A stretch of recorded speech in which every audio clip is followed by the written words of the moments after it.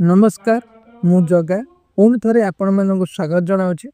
आज OSAP IRB case विषय पूर्व वीडियो रे जणाई किंतु आज दुईटा पर एजी उपस्थित थिले से प्रथमे ओएसएपी आईआरबी केस टी को उठाई से फाइनल है कि समस्त पिला चाकरी पाइबे 1853 एवं ओवरेज पिला 77 जन जो मैंने सिलेक्ट होते कहीं कटे ना समस्त चाकरी पाइबे। काली ओएसएपी आईआरबी पिला मानकर मेरिट लिस्ट आसवा जाऊँगी एवं 10 तारीख सुधा से जॉइनिंग देवाई सूचना दी जाइए कोर्ट रे। बहुत दिन अपेक्षा पर यही खबर शुणा मिलला एवं पिला माने बहुत खुशी अच्छा ये खबर शुणी। फॉरेस्टर फॉरेस्ट गार्ड एलएसआई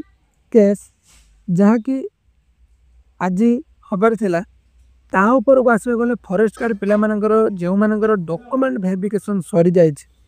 एवं बाकी रही 337 जन पिला मानकर 337 पोस्ट को होल्ड करी रखा जीवा बोली सूचना दी जाइए से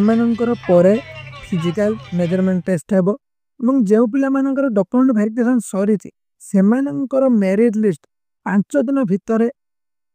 आसीजिवो एभली सूचना दि जाइए एवं बाकी रही 337 जन को कोर्ट वाकिंग एलाउ कर फिजिकल अच्छी से फिजिकल मेजरमेंट टेस्ट हेबो प्राय अक्टोबर 10 सुधा से डॉक्यूमेंट वेरिफिकेशन सरिया सहित जॉइनिंग प्रोसेस सरिया जाऊँगी जो मैंने भल रैंक रे अछंती से चेयरमैन जहाँ को सिलेक्ट करेंगे से ही जॉइनिंग दिज्व एवं आसिया फायरमैन पिला फायरमैन केस टी 18 सेप्टेम्बर को हियरिंग हेबो आज सूचना दि जाइए।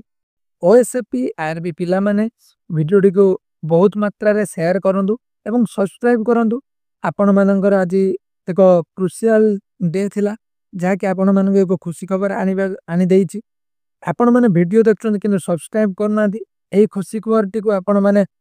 पिला मानक सहित सांग मानक सहित शेयर करंतु एवं बहु मात्रा लाइक करंतु। धन्यवाद।